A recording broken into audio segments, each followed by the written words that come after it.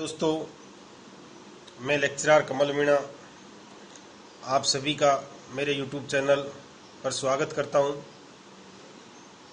दोस्तों, मैं आप सभी को कह देना चाहता हूं कि लोगों ने एजुकेशन को एक बिजनेस बना दिया, दूसरे शब्दों में कहें तो धंधा बना दिया है।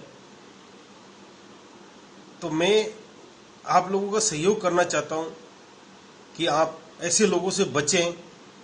और आपको जो मेरे पास में एक्सपीरियंस है, लगभग 10-12 सालों का एक्सपीरियंस है इस कंपटीशन की दुनिया का, कि किसी भी कंपटीशन एग्जाम को इजीली कैसे फाइट किया जा सकता है, कौन कौन सी गलतियां आप करते हो जो आपको नहीं करनी चाहिए एक स्टूडेंट होने के नाते, और कहाँ कहाँ पे हमारी जो मेजर मिस्टेक्स होती है, जो ड्रॉबैक्स है, उनको मैं सॉर्ट आउट करूँगा और आप लोगों की मदद करूँगा। क्योंकि इसकी मेन वजह ये है कि मैं कभी मेरा प्रोमिज है कि मैं कभी भी एजुकेशन को कहीं बेचूंगा नहीं।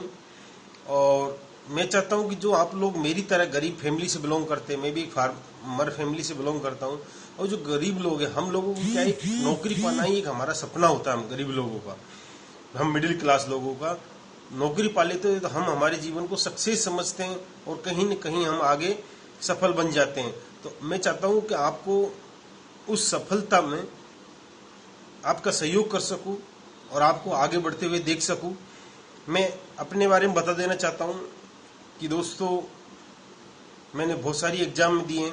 अब की बार 5वीं बार आरएस मेंस का एग्जाम भी लिखा हुआ है, 2 बार आईएएस मेंस के एग्जाम भी लिखे हैं, और नेट भी है, सेट भी है, एमए, बीएड, आरएससीआईटी, बीएस, दुनिया भर की डिग्रियां हैं आपकी दुआ से। और चौथी नौकरी कर रहा हूँ अभी, 3 नौकरी गवर्नमेंट स्किप कर चुका हूँ, एक जॉब पुलिस वाला काफ़ी लंबा ही किया। तो एग्जाम देते देखते मेरे को काफ़ी एक्सपीरियंस हो गया। आप आपके शब्दों में ये कह सकते हो कि मैं लुढ़क लुढ़क के महादेव बन चुका हूँ। तो मैं चाहता हूँ कि यार, जो गलतियाँ मैंने की वो गलतियाँ आप ना दोहराएं और आपको सफलता में पाने में ज़्यादा टाइम ना लगे। क्योंकि हम सब गरीब फैमिली से होते हैं, हमारे माँ बाप ज़्यादातर के किसान होते हैं या पशुपालन का कार्य करते हैं या फिर नरेगा में या मजदूरी का कार्य करते हैं। तो वो लंबा खर्चा वहन नहीं कर पाएंगे। तो हम जल्दी से जल्दी सफल हो जाएं ताकि हमारे माँ बाप के जो सपने हैं उनको साकार कर सके। हमारे जो छोटे बहन भाई हैं उनको पढ़ाने में, उनकी कैरियर बनाने में हम उन्हें सहयोग कर सकें। तो ये सारी चीज़ें हैं। तो इसीलिए मैं इस YouTube चैनल पे आया हूँ आप लोगों का सहयोग करने के लिए। मेरा ध्येय कोई पैसा कमाना बिल्कुल नहीं है, 1% ही। और मैं तो, लोग कहते हैं कि उसका चैनल सब्सक्राइब करो, मैं हाथ जोड़ के कहता हूँ आपको अच्छा लगता है और आपको लगता है कि मैं आपकी कैरियर बिल्डिंग में कुछ सपोर्ट कर सकता हूँ तो आप मेरा चैनल सब्सक्राइब करें, अदरवाइज कोई ज़रूरत नहीं है।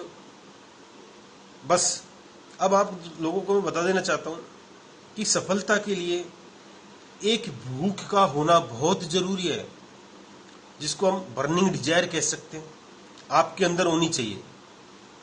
एक हेतु, सिर्फ एक कारण आपको सफलता के लिए काफी है कि आपको सफल क्यों बनना है, क्या वजह है जिसके लिए आप सफल बनना चाहते हैं। आपके आसपास का एटमॉस्फेयर देखो, आपके गांव का एटमॉस्फेयर देखो, आपके शहर का एटमॉस्फेयर देखो, सफल लोगों को देखो आप। क्या आपको नहीं लगता कि आपको भी उनके समकक्ष जाना है, उनसे आगे बढ़ना है? तो मेरे प्यारे भाई बहनों, इसके लिए हमें बहुत हार्डवर्क करना होता है। हार्डवर्क को एक तरीके से करना है, ऐसे नहीं कि रात दिन धड़ाधड़ किताबें उठाई पढ़ते रहे, नहीं। एक अच्छा शेड्यूल तय करना है। एट फर्स्ट तो आप एक अच्छा सा टारगेट सेट करना है। मैं तो कहता हूँ टारगेट हमेशा बड़ा टारगेट होना चाहिए। अगर आपने बड़ा टारगेट सेट किया तो एक छोटी जॉब है वो तो आप आसानी से पालोगे। तो इसीलिए बड़ा से बड़ा टारगेट सेट करो। अब टारगेट आपने सेट कर लिया है तो सबसे पहले ये देखो कि क्या आप उसको पा सकते हो, उस टारगेट को। क्या आपके अंदर इतनी कैपेबिलिटी है, क्या इतनी क्षमताएं हैं आप में? अपने आप को परखो।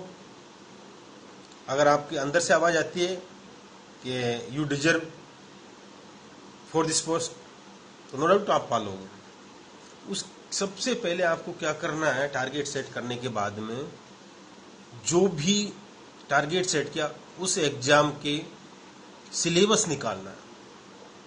सिलेबस को ढंग से पढ़ो, एक एक लाइन उस सिलेबस की याद करो, सोचो, आसपास में जो समझदार लोग हैं उनसे पूछो कि ये सिलेबस मैं कर पाऊंगा नहीं कर पाऊंगा, क्या है इसका मतलब, सिलेबस में लाइन लिख रही है इसका मतलब क्या है, उसको समझ लिया सिलेबस को आपने।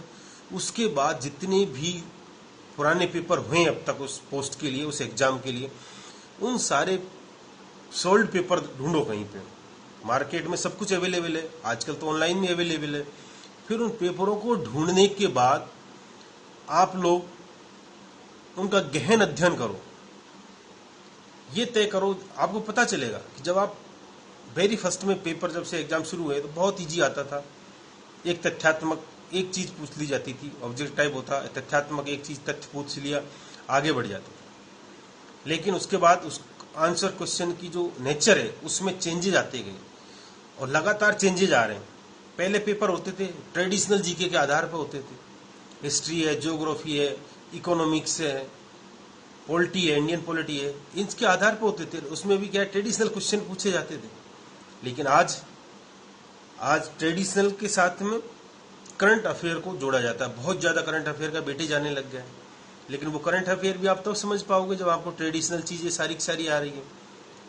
आपको मेजर सब्जेक्ट जैसे कि history, geography, Indian polity, economy, general science, अगर इनकी आपको डीप नॉलेज है, इनके आपके कंसेप्ट क्लियर है, तो आप उसके बेस पर आप करंट को लिंक कर लोगे इजी गोइंग।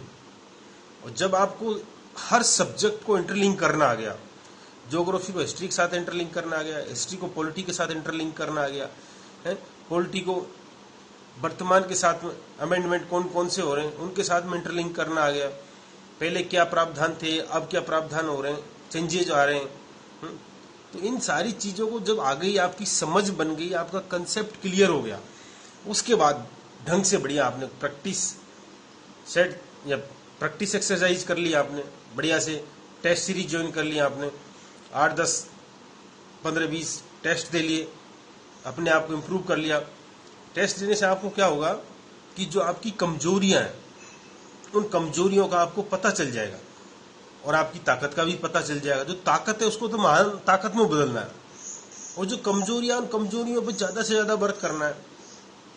नोट्स बना के पढ़ने, बुलेट नोट्स तैयार करने, और उन कमजोरियों को आपको लग रहा है नहीं पढ़ पा रहे, घर में जो छोटा भाई बहन है उसको पढ़ाओ, उसको समझाओ। क्या आप समझा पा रहे हैं आपकी कमजोरी को, एक्सप्लेन कर पा रहे हैं, नहीं हो पा रही दोबारा ट्राई करो, नहीं हो पा रही तो यार दोस्त एक ग्रुप भी रखो। पढ़ाई में स्टडी में सबसे अहम चीज क्या होती है, एक छोटा सा ग्रुप होना चाहिए, 2 या 3 यार दोस्तों का, जो सीरियस हो पढ़ाई को लेके, उनमें हेल्थी डिस्कस करो, और जो आपकी कमजोरियां उनसे पूछो, तो नो डाउट वो सॉल्यूशन देंगे आपको।